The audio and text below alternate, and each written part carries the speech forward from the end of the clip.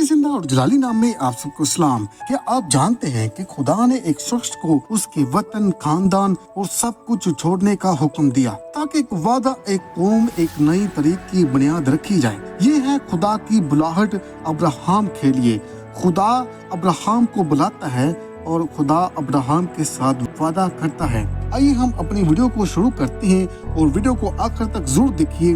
अगर आप चैनल पर नए हैं तो चैनल को सब्सक्राइब करें और बेल आइकन को दबाना ना भूलिए। और खुदा ने अब्राहम से कहा, तू अपने वतन से और अपने नातेदारों से और अपने बाप के घर से निकल कर उस मुल्क में जा जिसे मैं तुझे दिखाऊंगा, और मैं तुझे एक बड़ी कौम बनाऊंगा और तुझे बरकत दूंगा और तेरा नाम बुजुर्ग करूंगा और तू बाइसे बरकत होगा।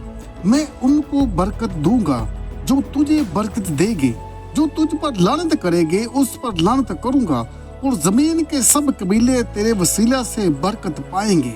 बस अब्राहम चल दिया जैसा खुदावन ने उससे कहा था, और लूत उसके साथ गया।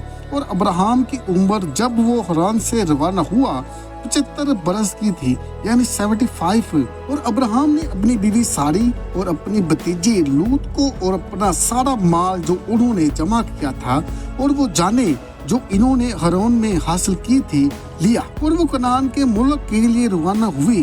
और वो कनान के मुल्क में आ पहुंचे, और अब्राहम ने उस मुल्क के अंदर सफर किया सकम की जगह तक जो मूड़ी के दरख्तों के पास है, और उस वक्त कनानी इस मुल्क में रहते थे। और खुदावन ने अब्राहम पर जाहिर होकर कहा, मैं ये मुल्क तेरी नस्ल को दूंगा। तब उसने वहाँ खुदावन के लिए एक कुर्बानगाह बनाई जहाँ खुदावन उस पर जाहिर हुआ था।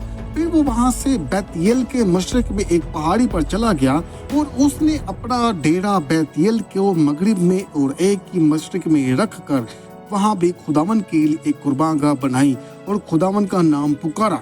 फिर अब्राहम ने सफर किया और जनूब की तरफ रवाना हुआ।